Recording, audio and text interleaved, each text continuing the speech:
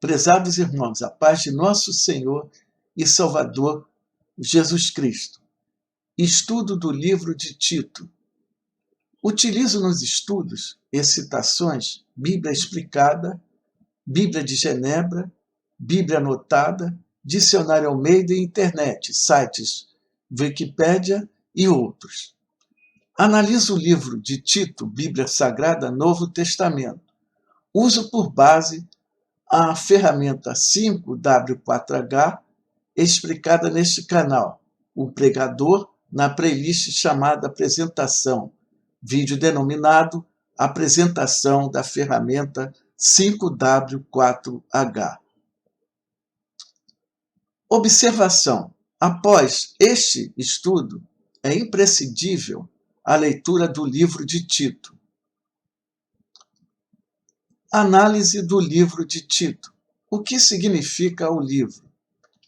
É o tratado dos alicerces das igrejas primitivas cristãs da ilha de Creta. Creta é a maior e mais populosa ilha da Grécia. Situada no sul do Mar Egeu, é a quinta maior ilha do Mediterrâneo e a segunda maior do Mediterrâneo Oriental. Administrativamente, nos tempos de hoje, é uma região com capital em Heraclião, que é também a maior cidade da ilha.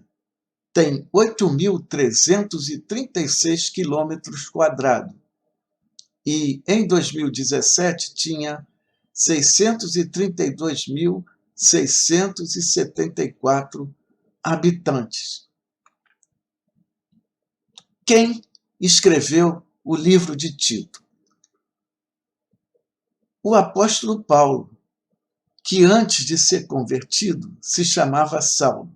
O nome hebreu Saulo significa aquele que foi muito desejado, o que foi pedido insistentemente, ou aquele que foi conseguido através de orações. Seu pai era cidadão romano e por isso Saulo herdou a cidadania romana. Saulo nasceu em Tarso da Cilícia e por isso era conhecido como Paulo de Tarso. O nome latino Paulo, Paulius, a partir de Paulo, quer dizer pequeno ou baixo. A Bíblia afirma claramente que ele tinha dois nomes diferentes, fato considerado comum para um judeu que também tinha cidadania romana, como era o caso de Paulo. Paulo de Tarso nasceu judeu, circuncidado no 8º dia da raça de Israel, da tribo de Benjamim, um hebreu parente dos hebreus, em observância da lei dos fariseus. Paulo, apóstolo, teve uma visão de Jesus envolto numa grande luz. Ficou cego, mas teve a visão recuperada após 3 dias por Ananias, que também o batizou. Certamente pode-se dizer que no Velho Testamento era Deus e os profetas. E no Novo Testamento, Jesus Cristo, Paulo e demais escritores do Evangelho. Amém e muito obrigado, Senhor, por isso. Por que o livro foi escrito? A epístola foi escrita para que Tito organizasse a igreja de Creta. Então, Paulo escreveu a epístola com o objetivo de lembrar a Tito o que eles tinham combinado anteriormente. Era a organização das igrejas de Creta. Creta era considerada uma cidade-estado. Motivos. Primeiro, para o bom êxito da igreja primitiva, homens e mulheres tinham que ter suas atitudes e posições definidas dentro e fora da casa do Senhor. Segundo, os cargos como de bispo e presbítero deveriam ser concedidos conforme regras e virtudes indispensáveis ao exercício do ministério da fé.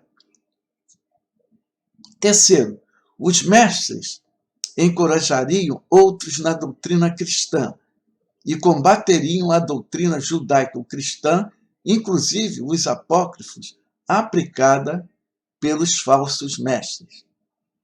Quarto, a carta seria de conhecimento da igreja e um reforço para que Tito cumprisse sua missão. Quinto, comparando o evangelho como uma empresa, temos o seguinte: a missão é pregar o evangelho a todos os povos da terra. A visão é atravessar os séculos até a volta de Jesus Cristo para a vida eterna. Os valores são os artigos da lei sagrada, sã doutrina cristã, descritos no Novo e Velho Testamento da Bíblia. A estratégia do Evangelho começou no Velho Testamento. O dogma deste planejamento é a ordem de evangelização deixada por Jesus Cristo, que vem sendo coordenada e executada há 2 milênios pelos seus seguidores entre as nações. Marcos, capítulo 16, do versículo 15 ao 20. E disse-lhes: vão pelo mundo todo e pregue o evangelho a todas as pessoas. Quem crê e for batizado será salvo, mas quem não crer será condenado. Estes sinais acompanharão os que creem.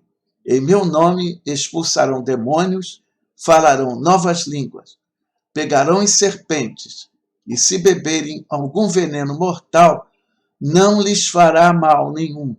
Imporão as mãos sobre os doentes, e estes ficarão curados. Depois de lhes ter falado, o Senhor Jesus foi elevado ao céu e assentou-se à direita de Deus. Então, os discípulos saíram e pregaram por toda parte, e o Senhor cooperava com eles, confirmando-lhes a palavra com os sinais que a acompanhavam. Como os fatos aconteceram? Primeiro, Paulo, apresentação inicial da carta. Tito, do capítulo 1, do versículo 1 até o 5. O apóstolo se identifica como apto, através da doutrina cristã, a ministrar o evangelho com a permissão do nosso Salvador, ungido Jesus Cristo. Paulo confirma as razões a Tito de tê-lo deixado na cidade-estado de Creta. Era preciso colocar ordem e constituir presbíteros e bispos em cada cidade, conforme instrução de Paulo. Relativo a Tito 1,5, conclui-se que a cidade-estado de Creta, uma ilha composta de arquipélagos, era a cidade-mãe de outras. O trabalho evangelizador de Tito seria executado em várias cidades próximas. Onde tivesse judeus cristãos, seria constituído presbítero. Caso contrário, gentio cristão, se criaria o cargo de bispo. O cargo de diácono, não mencionado no texto, ainda não existia. Paulo especifica as virtudes do cargo de diácono no livro de Timóteo, na sua segunda prisão em Roma, onde foi condenado à morte. Tito, do capítulo 1, do versículo 6 até 9. Paulo especifica as virtudes dos mestres, isto é, presbíteros e bispos, dentro e fora da casa do Senhor, como se conduziriam na doutrina cristã. Qualidade dos mestres, do capítulo 1, do versículo 6 até o 9. É preciso que o presbítero seja irrepreensível, marido de uma só mulher e tenha filhos crentes que não sejam acusados de libertinagem ou de insubmissão. Por ser encarregado da obra de Deus, é necessário que o bispo seja irrepreensível, não orgulhoso, não briguento, não apegado ao vinho, não violento, nem ávido por lucro desonesto.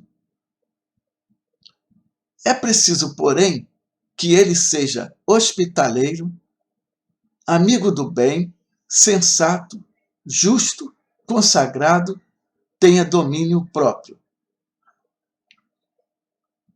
E apegue-se firmemente à mensagem fiel da maneira como foi ensinada, para que seja capaz de encorajar outros na sã doutrina e de refutar os que se opõem a ela. O objetivo dos mestres era encorajar outros na sã doutrina cristã e impedir os opositores. Segundo, falsos mestres. Tito, capítulo 1, do versículo 10 até o 16. Insubordinados que eram faladores e enganadores, principalmente os da circuncisão. Era preciso o silêncio desses gananciosos. Os seus ensinamentos estavam arruinando famílias. Paulo cita, através de Epimênides, poeta grego, as terríveis desvirtudes cretenses. Cretenses sempre mentirosos, feras malignas, glutões preguiçosos. Paulo ordena que Tito os repreenda severamente para serem salvos na fé. Quer dizer, o Evangelho sempre dá uma segunda chance às pessoas. O objetivo do Evangelho não é excluir ninguém, mas é trazer sempre, mesmo aqueles que negam a fé cristã em nosso Salvador ungido, Jesus Cristo, ao bom caminho, ao caminho da salvação. É isso que nós crentes temos que fazer. É sempre acreditar que é possível salvar as vidas, mesmo neste mundo hostil. Provavelmente, alguns, por serem judeus, estavam confusos entre o cristianismo e o judaísmo. Os primeiros convertidos à fé cristã, assim como Jesus Cristo, eram judeus. A doutrina da fé cristã era soberana e imperativa. A mente dos impuros e descrentes é corrompida. Pelos seus atos são desqualificados para a obra de Deus. Terceiro, Tito. Ordens de Paulo relativas à execução de Tito para a organização da igreja. Tito, capítulo 2, do versículo 1 até o 15. Capítulo 2, versículo 1. Você, porém, fale o que está de acordo com a sã doutrina. Ensine a doutrina cristã aos idosos, homens e mulheres, e jovens. Sucessivamente, uns iriam ensinando uns aos outros. Seja você mesmo um bom exemplo para os outros e ensine com linguajar sadio, para que os opositores fiquem envergonhados. Ensine os escravos a respeitarem seus senhores. Vou abrir um comentário aqui sobre escravidão. Nesta época, a escravidão era uma condição social. Muitos morreriam de fome se não servissem aos seus senhores. O Estado não sustentava ninguém. O evangelho pregado por Jesus Cristo e os apóstolos sempre foi lógico e trabalhava para garantir a dignidade de todos. A graça de Deus é para todos os homens. Ela nos ensina a viver de maneira correta, enquanto nosso Rei Jesus Cristo não vem. Jesus Cristo nos remiu dos nossos pecados. É isso que você deve ensinar. Repreenda-os com toda autoridade. Tito, capítulo 3, do versículo 1 até o 15. Lembre-os de acatar as autoridades e fazer coisas boas. Outro comentário. O Evangelho veio para salvar ricos e pobres, autoridades e cidadãos. A revolução nunca foi terrena, e sim espiritual. O crente não deve exercer política partidária na obra de Deus. Porém, as políticas públicas devem ser discutidas por todos, fora da casa do Senhor. Política é política e igreja é igreja. Se não fosse assim, o Evangelho não atravessaria os séculos. A palavra do nosso Senhor e Salvador Jesus Cristo vem sendo cumprida. Mateus 35, 24. O céu e a terra passarão, mas as minhas palavras jamais passarão. Só Deus sabe o dia e a hora exatos. Não caluniem, sejam pacíficos e amáveis com todos. Houve um tempo que nós éramos insensatos, mas fomos salvos pela misericórdia e graça de Deus por intermédio do Espírito Santo. Justificados pela graça, somos herdeiros de Jesus Cristo. Esta palavra é fiel para boas obras dos que creem em Deus. Controvérsias a respeito da lei são inúteis. Evite-as. Quem provoca divisões deve ser advertido no máximo 2 vezes. Depois, o rejeite. Tal pessoa se perdeu. Lógico, o Evangelho é lógica. Ninguém pode ficar perdendo tempo com quem não quer aceitar. Muitos, às vezes, até ouvem a mensagem, mas não aceitam, não colocam em prática. E o Evangelho, sobretudo, é prática, tanto dentro da casa do Senhor como fora dela. E isso nos levará à salvação. É o homem seguir o que está dentro das Escrituras Sagradas. Providencie tudo para Zenas e Apolo. Estes eram os portadores da epístola de Paulo a Tito. Se possível, venha para Nicópolis quando lhes enviar Ártemas ou Tíquico. Paulo passaria o inverno nesta cidade. Nicópolis, em grego Nicópolis, cujo nome significa cidade da vitória ou cidade vitoriosa, foi uma cidade da Acarnânia, fundada pelo imperador Augusto após sua vitória sobre Marco Antônio, no local onde ele havia acampado antes da batalha de Áxio. Foi a capital da província romana de Epirus, Vetus, localizada na parte ocidental da atual Grécia. Suas ruínas ficam 7 quilômetros ao norte de Preveza.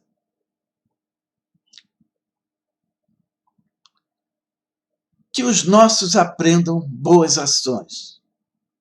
Paulo termina a carta desejando que tudo corra bem com a igreja da casa do Senhor e saudando a todos. Quando o livro foi escrito?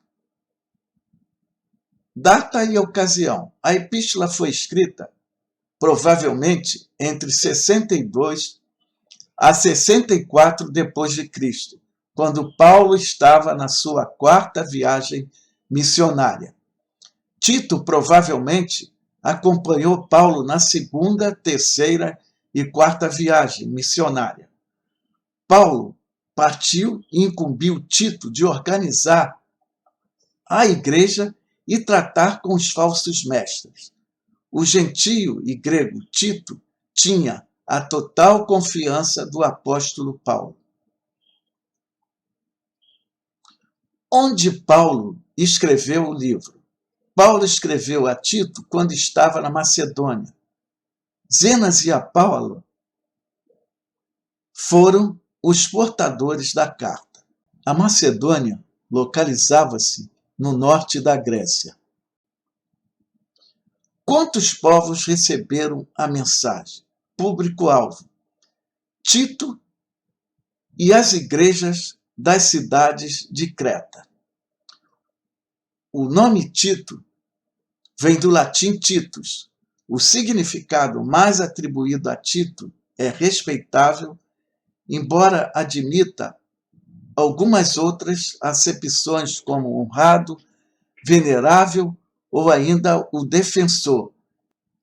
Este nome sugere um caráter nobre, cuja base está consolidada sobre uma honra formada pelo respeito, seguido através de boas ações e, sobretudo, por uma honestidade incorruptível.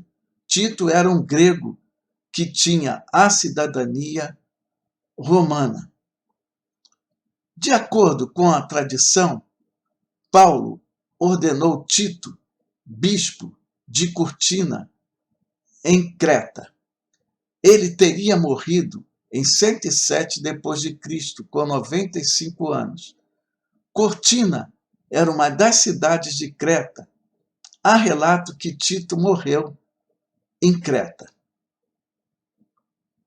Aceita-se que as igrejas de Creta eram compostas por judeus, gentios, escravos, independentes da nacionalidade, e prosélitos, gentios que seguem a religião judaica. É possível a presença de anciãos que estiveram em Jerusalém no dia de Pentecostes. Jesus Cristo ressuscitou no terceiro dia e passou 40 dias entre os apóstolos e depois subiu ao céu. 7 dias depois da sua ascensão, os cristãos judeus receberam o Consolador, prometido por Jesus Cristo na festa de Pentecostes. Como medir? Acompanhamento e controle dos fatos. Conclusão. Primeiro, sem organização, nem a própria natureza das coisas existiria. Tudo deve obedecer a regras físicas e lógicas. Se não fosse os primórdios estatutos de Jesus Cristo, estabelecidos nas cartas de Paulo e de outros apóstolos, o Evangelho não continuaria atravessando séculos. Segundo, o ensinamento cristão, inalterável, por intermédio dos mestres qualificados e contínuos, deve ser sempre divulgado e seguido. Esta é a fórmula para combater as trevas e os falsos mestres. Terceiro, mesmo neste mundo, que nunca foi fácil, tudo se resume em salvar vidas para a eternidade. Amém? E graças a Deus. O nosso Rei, Salvador ungido, Jesus Cristo, está voltando. Nosso Rei está voltando. Glória a Deus. Aleluia. Amém. Muito obrigado pela sua atenção e até o próximo estudo. Amém.